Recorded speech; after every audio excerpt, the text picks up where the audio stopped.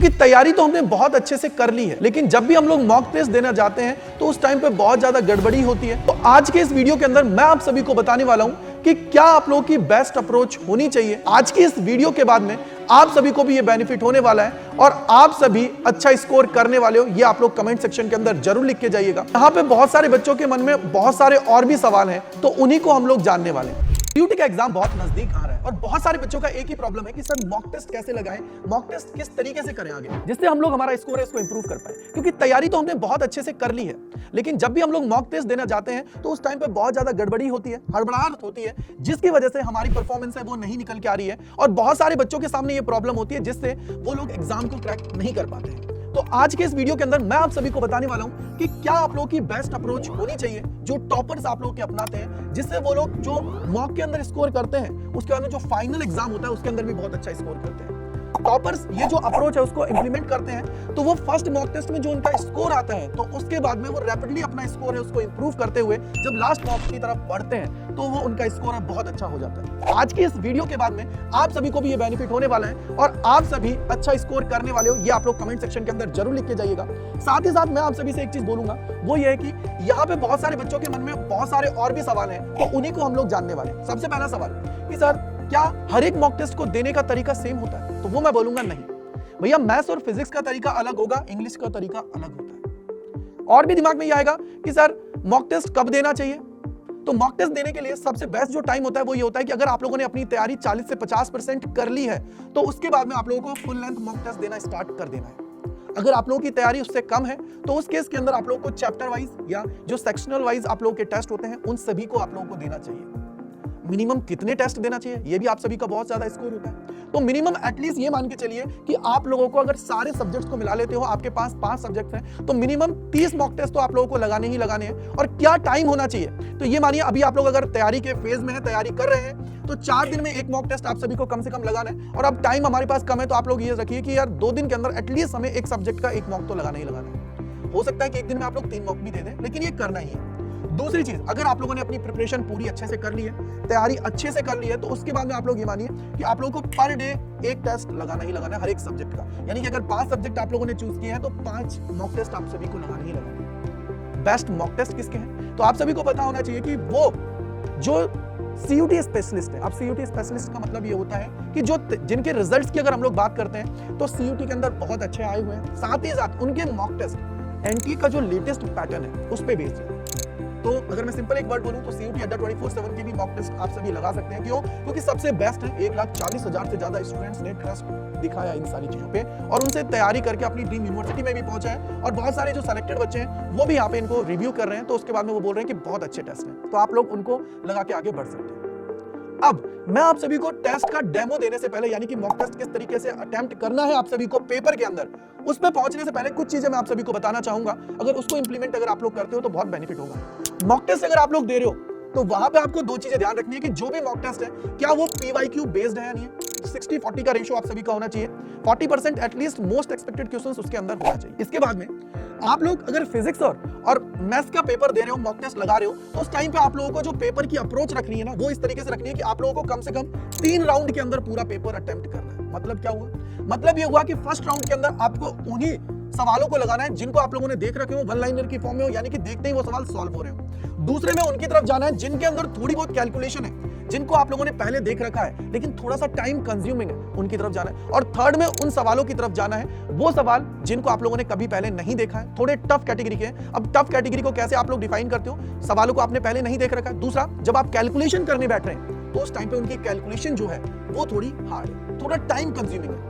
तो ऐसे सवालों को कैटेगरी में हम लोग रखते हैं टफ। तो पहले आप लोगों ने पहले अटेम्प्ट में पूरे इजी सवालों को कर लिया, दूसरे में आपने मॉडरेट लेवल के कर लिया और थर्ड में आप लोगों ने जो टफ लेवल के हैं उनको कर लिया। इस तरीके से आप लोगों को करना है, क्योंकि हर एक पेपर जब आपका बनता है या जो भी पेपर सेटर होता है वो पेपर बनाता है तो उसके दिमाग में एक स्ट्रेटजी होती है कि यार 40 से 50% वो आप लोगों को पीवाईक्यू बेस देगा, जिनको इजीली आप देखते ही कर जाएंगे। दूसरा जो सेगमेंट होता है वो मॉडरेट लेवल में वो देगा आपको 40%। मॉडरेट वो होते हैं जैसे मैंने आपको पहले बता दिया है। और थर्ड जो आप सभी का है 10 to 20% वो थोड़ा टफ लेवल के देगा, जिसमें आपको अपना दिमाग यूज करना पड़ेगा, थोड़ा सोचना पड़ेगा, तब जाके आप लोग पेपर को अच्छे से कर पाएंगे। तो ये सारी चीजें आप लोगों को अटेम्प्ट करते हुए चलनी है। अब मैं आपको स्क्रीन के ऊपर लेके जाऊंगा, वहां पे आपको समझाऊंगा कि किस तरीके से क्या अप्रोच आप सभी की होनी चाहिए। तो चलिए चलते हैं और जानने की कोशिश करते हैं। तो देखो यार, सबसे पहले आप सभी को मैं यहाँ पे स्क्रीन पर दिख रहा है कि सारी जो भी इंस्ट्रक्शंस वगैरह होती हैं वो आप सभी को यहीं पे नजर आएंगी, जैसे कि आपके टोटल कितने क्वेश्चंस हैं, ड्यूरेशन क्या होगी और सारी चीजें आपके पास हैं। तो आप लोग क्या करोगे, यहाँ पे अपने दिमाग है उसको थोड़ा ठंडा करोगे। ठंडा इन द सेंस कि जो आप लोग एग्जाम के अंदर बैठते हो तो उस टाइम पे बहुत ज्यादा आपके अंदर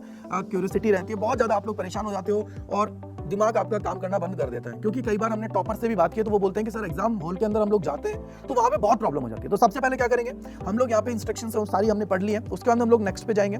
यहाँ पे देखो आपके पास ऑप्शन आता है, सारी डिटेल्स आप सभी को बताई और नीचे आपके पास आता है कि चूज योर डिफॉल्ट लैंग्वेज। तो लैंग्वेज आप लोग जो भी लेना चाहते हो वो है कि यहाँ पे इंग्लिश है तो इंग्लिश हमने लिया और यहाँ पे ऑप्शन आपके पास है कि भैया जो भी आप लोगों के पास चीजें आपको दी गई हैं उन सारी चीजों को आप लोगों को अच्छे से देख लेना। अच्छे से मतलब क्या है कि मॉनिटर है, कीबोर्ड्स वगैरह है या जो भी आपका माउस है वो सारी चीजें प्रॉपर वर्क कर रहे हो। अगर ये सारी चीजें हो रही हैं तो देन कोई दिक्कत की बात नहीं है। फिर अगर सारी चीजें कर रही है ओके है, फिर हम लोग आएंगे यहाँ पे I am ready to begin. जब आपका वहाँ पे टाइमर कंप्लीट हो जाता है तो उसके बाद में वो लोग स्टार्ट करवा देते हैं। तो इस पे आप लोग क्लिक करते हैं, आपके सामने टेस्ट ओपन हो जाएगा। अब याद रखिएगा, जैसा ये पूरा का पूरा इंटरफेस है वैसा ही आप सभी के सामने होता है कि यहाँ पे आपको नजर आ रहा है कि देखो ये यहाँ पे कि कितने नंबर का सवाल है, क्या चीजें हैं, ऑप्शंस हैं। नीचे ऑप्शन आ रहा है mark for review and next. अब ये कब करना है आप सभी को, ये तब करना है बेटा कि मान लो कोई सवाल आपने किया और कोई सवाल आपने देख लिया और देखते ही समझ में आ गया कि यार ये सवाल है, उसको मैं कर सकता हूँ बाद में और इसका कॉन्सेप्ट मुझे याद आ रहा है लेकिन थोड़ा टाइम कंज्यूमिंग है, तो mark for review and next पे क्लिक कर देना। अदरवाइज अगर आपको ये लगता है कि नहीं सर मेरा सब कुछ ओके है, मेरे को पहली बार में ही सवाल समझ में आ गया है, तो मैं क्या करूंगा, इस पे क्लिक करूंगा सेव एंड नेक्स्ट पे और आगे बढ़ जाऊंगा। यहाँ पे आपके सवाल इसी तरीके से आपके सारे के सारे सवाल नजर आएंगे कि 1 2 3 4 5 ये सारे के सारे ऐसे हैं यहाँ पे। और साथ ही साथ अगर यहाँ पे आप क्लिक करते हो तो क्लिक करने के बाद में ऊपर आप यहाँ पे लैंग्वेज का जो ऑप्शन आपके पास है, ऐसे ही आपके पास यहाँ पे लैंग्वेज का ऑप्शन आएगा। अब लैंग्वेज का जो ऑप्शन आएगा तो यहीं पे आप लोग अगर आपने इंग्लिश चूज किया है तो उसके अकॉर्डिंग आप इसको स्विच कर सकते हो। पास में आप लोगों का जो टाइम है वो चल रहेगा कि भैया कितना टाइम आपका लेफ्ट है, क्या चीजें हैं, तो ये सारी चीजें चल रही हैं, तो इसके अकॉर्डिंग आपको करना है। अब जैसे यहाँ पे आपने इस सवाल को देखा, देखने पे पता लग रहा है कि यार ये सवाल जो है थोड़ा कैलकुलेटिव लग रहा है, मुझे कैलकुलेशन करना पड़ेगा, लेकिन इसको मैं बाद में कर सकता हूँ। तो इसको मैं क्या करूंगा, mark for review and next. अब यहाँ पे क्या होगा, ये इस तरीके से कलर अलग आ जाएगा। अब इस सवाल को मैंने देखा और देखने पे मुझे समझ में आ रहा है कि ये सवाल बहुत ईजी है और ईजी है तो मैं बोल देता हूँ कि यार देखते ही मुझे समझ में आ रहा है तो मैं इस पर टिक मार्क करा, मान लो ये टिक किया और टिक करने पर आगे चला गया। मैंने यहाँ पे क्लिक किया, क्लिक करने पे 7 नेक्स्ट किया, 7 नेक्स्ट पे किया तो ये आपका कलर चेंज हो गया। अब यहाँ पे इस तरीके से आपको अप्रोच रखनी है और पहली ये मानिए कि स्टार्टिंग की जो 10 मिनट है उसमें आपको वही सवाल अटेम्प्ट करने हैं जो आप लोगों ने बिल्कुल अच्छे से आ रहे हैं, जो प्रीवियस ईयर पे बेस्ड है, इजीली आप उनको सॉल्व कर पा रहे हैं। तो उस पे आप लोगों को क्लिक करते हुए आगे बढ़ने की जरूरत है, ठीक है। अब जैसे इस सवाल में आप लोग आओगे तो यहाँ पे आप सभी को नजर आ रहा है कि यहाँ पे क्या चीज है कि बोलो किस तरीके से है। बोलो सर इजी है, वन लाइनर है, क्लिक किया और इस पे क्लिक करते ही नेक्स्ट पे क्लिक किया, 7 नेक्स्ट पे गया, यहाँ पे मैं 3rd पे पहुंच गया, 4th पे आया। तो यहाँ पे मैं इन सवालों को देख रहा हूँ, अगर इन सवालों को मैं अगर यहाँ पे चेक कर पा रहा हूँ तो इसके अंदर चेक करने पर मुझे समझ में यह आया कि यार ये जो सवाल है सर थोड़ा सा टाइम कंज्यूमिंग हो सकता है लेकिन इजीली मैं कर सकता हूँ। या तो टाइम कंज्यूमिंग है तो मैं क्या करूंगा, mark for review and next पे क्लिक किया। तो आप देखो यहाँ पे आपको अलग नजर आ रहा है ना, ये जो व्हाइट है ये वो है जो नॉट विजिटेड है, आपने अभी तक नहीं देखे। येलो जो आपका ये आ रहा है वहां पे येलो नहीं होगा बेटा, वहां पे मान लीजिए वॉयलेट कलर में होगा, टिक मार्क आएगा कि भैया हाँ ये आपने रिव्यू के लिए छोड़ा है, ठीक है। अब यहाँ पे अगेन इस सवाल को तुमने देखा कि यार वन लाइनर है, वन लाइनर आपके सामने है। इस सवाल को देखते ही आप लोगों ने पढ़ते ही आप सभी को समझ में आ गया कि यार इसका राइट आंसर क्या होना चाहिए। फॉर एग्जांपल बी होना चाहिए, तो बी पे मैंने क्लिक किया, क्लिक करते ही मैं आगे गया, 7 नेक्स्ट किया। अब जिन पे आप 100% श्योर हो उन पे आप क्लिक करते जाओ और आगे बढ़ते जाओ कि भैया यहाँ पे किसके ऊपर डिपेंड करती है। तो यहाँ पे अगर डिपेंड की बात की है तो यहाँ पे हमने देखा कि यार ऑल ऑफ द अबव है, इस पे हमने क्लिक किया, आगे बढ़ गया। तो इस तरीके से आपको इस सवाल में ज्यादा टाइम नहीं लगाना है। सवाल पढ़ा, खटाक से आंसर पे आगे पहुंचे, सवाल पढ़ा आगे पहुंचे, सवाल पढ़ा आगे पहुंचे। इस तरीके से जब आप आगे बढ़ोगे तो तब आपके सामने होगा। अब यहाँ पे देखो लिखा हुआ है ना कि parallel plate capacitor has the capacitance of 20 microfarad and potential difference ये दे रखा है कैलकुलेटर। तो सीधा दिमाग में आ गया कि U equal to half CV square. तो दिमाग में आते हैं, इसको सॉल्व करोगे, करा और सॉल्व करने में जैसे आपको टाइम लगेगा। फॉर एग्जांपल मैंने लिखा कि यार D इसका राइट आंसर है तो आगे बढ़ गया, ठीक है। अब ये देखो वन लाइनर जो है ना उनको देखते ही आप सभी के दिमाग में आना चाहिए। अगर इस तरीके से आप लोग अप्रोच कर पा रहे हो तो आप चीजों को कर जाएंगे। यहाँ पे मैंने क्लिक किया, अगेन मैं आगे बढ़ गया, इसको देखा कि भाई which of the following quantities represent the flow of electric charge. अब यहाँ पे अगेन ये सवाल आपके सामने है। सवाल को देखते ही मैंने बोला कि यार यहाँ पे ये हमारा आंसर आ गया, इसको मैंने आगे क्लिक किया।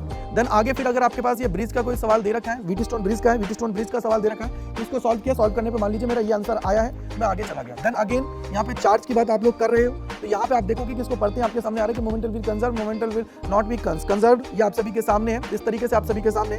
और यहाँ पे लिखा आ रहा है क्या यार at some place momentum will be conserve, at some place momentum will be not be conserve. तो इस तरीके से अगर ये सवाल आप सभी के सामने है तो आप देखोगे कि भैया हमने यहाँ पे सॉल्व किया और क्लिक करके आगे बढ़ गया। अब मान लो इस तरीके का अगेन, अब ये देखो तुम्हारे पास ये दे रखा है और यहाँ पे बोल रहा है फ्रीक्वेंसी। एक चीज अगर मैं यहाँ पे फ्रीक्वेंसी की बोल रहा है तो अगर इसको सॉल्व करते हो तो भैया यहाँ पे टाइम कंज्यूम हो सकता है। तो टाइम कंज्यूम हो सकता है तो मैंने क्या किया, mark for review and next, क्योंकि मेरे को फ्रीक्वेंसी का फॉर्मूला तो पता है तो भैया फ्रीक्वेंसी का जो फॉर्मूला होता है वो मेरे को पता है, तो मैं आगे बढ़ जाऊंगा। ठीक है, अगेन मैंने यहाँ थ्योरी वाला देखा, तो इस तरीके से क्या हुआ कि मैंने थ्योरी का ये सवाल देखा है, फिर इसमें हम लोग आगे बढ़ेंगे। तो यहाँ पे आप देखोगे 13वें को अगर आपने यहाँ पे देखा तो इसका राइट आंसर, फॉर एग्जांपल मैंने बोला कि बी इसका राइट आंसर है, यहाँ से हम लोग आगे चले गए, फिर मेरे को समझ में आ गया कि यार हो गया तो 7 नेक्स्ट पे गया। अब इसी तरीके से आगे मैं आगे जाऊंगा, तो आगे अगर हम लोगों ने क्लिक किया तो यहाँ से मान लो ये तुम्हारा राइट आंसर है, आगे बढ़े, फिर आगे बढ़े, हमने ये देखा कि यार ये जैसे आप लोगों का सिलेबस का आउट ऑफ सिलेबस है, बट हम लोग तो यहाँ पे मॉक चेक कर रहे हैं, तो इसलिए हम लोग इस पे क्लिक कर देंगे। ठीक है, फॉर एग्जांपल ये तुम्हारा है, ठीक है, आगे गया, तो ये तुम्हारे पास ग्राफ आ गया कि भैया बताओ ससेप्टेबिलिटी का क्या ग्राफ आ रहा है आप सभी का। ठीक है, तो यहाँ पे मान लीजिए मैंने बोला कि कौन सा ग्राफ आएगा, यहाँ पे बोला गया ग्राफ डायमैग्नेटिक पे कोई टेम्परेचर का इंपैक्ट नहीं होता है, मैंने आगे बढ़ गया। ठीक है, चलो भाई आगे बढ़ गया, आगे मैं बढ़ गया। अभी यहाँ पे ये सवाल था, रुको एक सेकंड, ये नॉट विजिटेड डन आंसर नहीं हुआ है, ये हुआ। ठीक है बेटा, तो इस तरीके से तुम इसको सॉल्व करोगे तो तुम्हें समझ में आ गया कि किस तरीके से आपको ये देखना होता है। ठीक है बेटा, ये तुम्हें समझ में आ गया कि किस तरीके से देखना होता है। अगेन इस तरीके से आप लोग क्या करोगे, आगे बढ़ोगे। ठीक है, इस तरीके से आप आगे चलते जाओगे। अब मैं यहाँ पे बोलता हूँ कि सर मान लो कि अगर हम लोग यहाँ पे देखते हैं कि अगेन मैं एक काम करता हूँ 25-30 सवाल तक आपको करा देता हूँ, फिर उसके बाद में हम लोग आगे आते हैं और चीजों को देखने की कोशिश करते हैं। ठीक है, यहाँ पे आप लोग देखोगे इस सवाल के अंदर, तो यहाँ पे आपको नजर आ रहा है कि यार किस तरीके से है, तो ये हमारा मैग्नेटिक फील्ड मैंने रख दिया। ठीक है, अब यहाँ पे आपके सामने ये आ रहा है कि किन किन चीजों पे आप लोग इसको कनेक्ट करोगे। तो आइए अगेन हम लोग देख लेते हैं कि लाइक इसका क्या हो गया, सी हो गया, तो आगे बढ़ गया, मतलब ऑन एन एवरेज हमने ज्यादा टाइम नहीं लिया। ठीक है, आगे अगेन हम लोग आगे जाएंगे, तो इसको अगर हम लोग देखते हैं तो क्या हो गया भैया, लाइक ये हमने क्लिक किया और आगे चले गए। तो ये वो सवाल है जिनको देखते ही हमारे बन गए। लेकिन अब मेरे को क्या करना है कि सर ये सारे लाइक मैं यहाँ तक पहुंच गया हूँ, तो देखो आप क्या करोगे, अगर जैसे ही आ रहा है, अगर आप इसी स्पीड से जाओगे बेटा तो क्या होगा कि एंड ऑफ द डे ये होगा कि आप सारे सवालों को अटेम्प्ट कर पाओगे। जैसे पावर फैक्टर 1 किसके लिए होता है, अब इसको देखते ही आपके दिमाग में क्लिक हो गया कि यार पावर फैक्टर अगर मैं 1 की बात करता हूँ तो ये कौन से केस में होता है। बोलो सर जब आपका अगर यहाँ पे आप लोग देखोगे तो Z इक्वल टू क्या होता है, R होता है, और R की कंडीशन आएगी तो उस केस की हम लोग बात करते हैं। तो यहाँ पे हमने क्लिक किया, आगे बढ़ गए। तो इसी तरीके से आपने देखा कि यार ये हो गया which of the minimum wavelength किसकी होती है। अगर मैं वेवलेंथ की बात कर रहा हूँ तो मिनिमम किसकी हुई भाई, मिनिमम आपकी गामा की हुई, गामा पे हमने क्लिक किया, आगे चले गए। और बेटा एक चीज याद रखना कि कई बार क्या होता है कि आप लोगों का जो माउस है ना वो सही डायरेक्शन में नहीं होता है, तो ये क्लिक नहीं हो पाएगा। अगर क्लिक नहीं होगा तो आप सभी को फिर दिक्कत होती है। ठीक है बेटा, तो अगेन आगे बढ़े, हमने देखा कि क्या हुआ कि भैया मैक्सिमम पेनिट्रेटिंग पावर किसकी होती है, गामा। अगेन हमने आगे चल गए, आगे हमने ये देखा कि ये तुम्हारे पास ये दे रखा है कि क्या क्या यूज हो सकता है। ठीक है, तो कहाँ कहाँ ये यूज हो सकता है, तो इसकी बात अगर हम लोग यहाँ पे कर रहे हैं तो फॉर एग्जांपल हमने ये देखा कि यार यहाँ पे माइक्रोवेव ओवन की बात अगर हम लोग करते हैं, तो माइक्रोवेव ओवन को हम लोग किसके लिए यूज कर रहे हैं, बोलो सर डी का क्या हो जाएगा 4। ठीक है, तो इस तरह के हमने सॉल्व कर लिया। ठीक है, आगे यहाँ पे आपको दे रखा है कि म्यू आर और ये दे रखा है। तो अब देखो तुम्हें लगता है कि टाइम कंज्यूमिंग है, mark for review and next, बस ठीक है। अब यहाँ पे देखा कि यार क्या ये हो सकता है कि बोलो सर मिरर के लिए थोड़ा सा कंज्यूमिंग है, तो आगे बढ़ गए। ये इस तरीके से आप लोग इसको देखोगे तो आप ये बोला गया कि ग्लास के रिस्पेक्ट में with respect to glass water का निकालिए, तो टाइम लग सकता है, तो आगे बढ़े।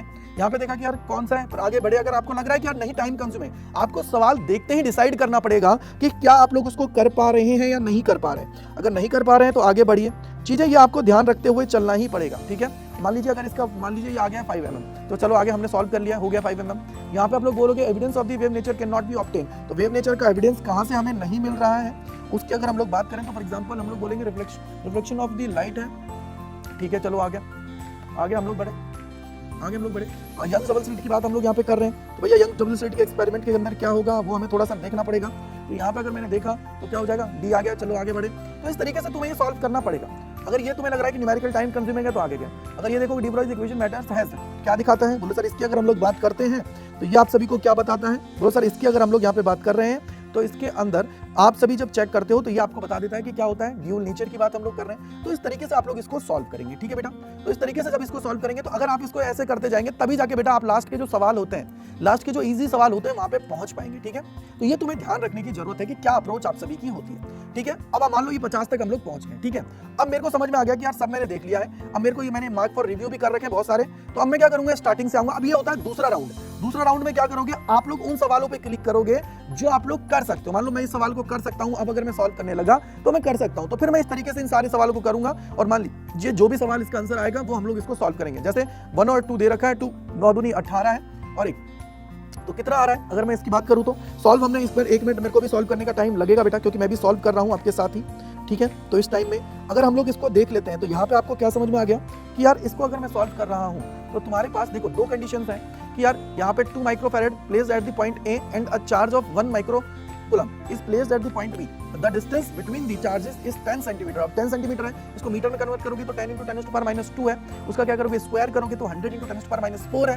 अगर 100 आ रहा है तो इसको 2 यहाँ से करोगे तो 10⁻² हो जाएगा, ऊपर जाएगा तो पावर क्या हो जाएगी 11। तो यहाँ पे क्या हो रहा है 10 टू पावर -12 हो रहा है, 11 आ गई पावर, तो माइनस का 1 बचेगा 18, तो 1.8 के आसपास अप्रोक्सीमेटली जाएगा। ठीक है, तो इस तरीके से तुमने इसको सॉल्व कर लिया, मान लो एग्जांपल के लिए। ठीक है बेटा, ओके। तो अब इस तरीके से तुम इसको सॉल्व करोगे। दूसरे राउंड में जो जो तुम्हें आते हैं उनको तुमने सॉल्व कर लिया। अब थर्ड राउंड में क्या करोगे, उन सवालों को सॉल्व करोगे जो तुम्हारे क्या है कि जो हार्ड सवाल है। तो इस तरीके से अगर आप लोग पेपर अटेम्प्ट कर रहे हो तो उस केस के अंदर इजीली आप लोग क्या कर पाएंगे, सवालों को कंप्लीट कर पाएंगे। आई होप आप लोग समझ गए होंगे कि क्या अप्रोच है। तो पहली अप्रोच यहाँ पे अगर मैं बात करूं तो पहले आप लोगों को क्या करना है, इजी सवालों को करना है। इजी कौन से होते हैं, 40 to 50% होते हैं जो फर्स्ट राउंड में कंप्लीट हो जाएंगे। दूसरे क्या होते हैं, मॉडरेट होते हैं जो 40% के आसपास होते हैं, उनको इजीली आप लोग कर पाएंगे। थर्ड जो होता है ना, वो होता है बेटा आप सभी का यहाँ पे कौन सा, जो लाइक टफ सवाल होते हैं जिनमें या तो कैलकुलेशन ज्यादा है, ट्रिकी सवाल है, तो उनको लास्ट में आप सभी को अटेम्प्ट करना है। आई होप आप लोगों को ये समझ में आ गया होगा। तो यार आप लोगों ने समझ लिया होगा, मैंने आपको डेमो पूरा अच्छे से दिखा दिया है कि आप लोगों को सबसे पहले उन सवालों को करना है जो इजी है। अगर पेपर की बात की जाती है तो लगभग 40 से 50% सवाल तो इजी ही आते हैं। इजी का मतलब ये है कि जो पीवाईक्यू से सीधे सीधे आ रहे हैं या सिमिलर है, जिनको देखते ही आप लोग सॉल्व कर देंगे। दूसरा जो होता है वो होता है मॉडरेट लेवल। जैसे मैंने आप सभी को अभी इसके अंदर भी बताया कि मॉडरेट लेवल वो है जो आप लोगों का देख रखे हैं आप लोगों ने कहीं ना कहीं, और उन सवालों को थोड़ा सा टाइम लगता है कि यार मेरे को कैलकुलेशन में टाइम लगेगा, तो उन सवालों को दूसरे अटेम्प्ट में जाना है। और थर्ड में उनमें जाना है जो थोड़े ट्रिकी हैं, जिनको आपने कभी भी सॉल्व नहीं किया है और थोड़ा टाइम कंज्यूमिंग है। तो आप लोग अगर इस तरीके से अप्रोच में जाते हैं तो पूरा पेपर है उसको अटेम्प्ट कर पाएंगे। और एग्जामिनर का जो दिमाग होता है ना, वो ये कहता है कि यार वो पहले स्टार्टिंग के 10 सवाल होते हैं ना बेटा, उसमें वो 3 से 4 सवाल टफ डाल देता है, और लास्ट के में भी 3 से 4 सवाल टफ डाल देता है 10 सवालों में, जिससे क्या है कि बच्चा वहां पे जाके फंस जाता है। तो आप लोगों को उसके अंदर बिल्कुल नहीं फंसना है, उस ट्रैप से बचना है। उसके लिए जरूरत क्या है कि सर मैं जो 60 मिनट है उसको इस तरीके से डिवाइड करूंगा, 10 मिनट, 20 मिनट और 30 मिनट। 10 मिनट में मैं उन सवालों को करूंगा जिनको देखते ही सॉल्व कर लूंगा, 20 मिनट में मैं उन सवालों को करूंगा जो थोड़े से कैलकुलेटिव है लेकिन मुझे उनका कॉन्सेप्ट आता है, और लास्ट का 30 मिनट में उनके लिए सेव करूंगा जिन सवालों को मैं थोड़ा सा टाइम कंज्यूमिंग है, टाइम लेके मैं उनको सॉल्व करूंगा। तो अगर ये अप्रोच अगर आप लोग रखते हो तो आपका काम बहुत आसानी से हो जाएगा। दूसरी चीज मैं आप सभी को बोलूंगा कि अगर आप लोग तैयारी कर रहे हैं, बहुत अच्छे से कर रहे हैं, बट मॉक टेस्ट देना बहुत जरूरी है। विदाउट मॉक टेस्ट बेटा आप लोग अपनी स्पीड और एक्यूरेसी है उसको चेक नहीं कर पाएंगे। तो उसको चेक करने के लिए मॉक टेस्ट दीजिए और अपनी तैयारी है उसको जबरदस्त तरीके से करिए। साथ ही साथ अगर आप लोग चाहते हो कि सर हम लोग बहुत अच्छे से मॉक टेस्ट करना चाहते हैं, तो लेटेस्ट पैटर्न पे बेस्ड आप सभी के लिए प्रतिज्ञा जो मॉक टेस्ट है वो लॉन्च कर दिया गया है। तो आप लोग जाइए, बहुत किफायती दामों में आप सभी को मिल रहे हैं। ऊपर दिया गया कोड है उसको अप्लाई करके आप लोग ज्वाइन कर सकते हैं और अपनी तैयारी उसको जबरदस्त तरीके से कर सकते हैं।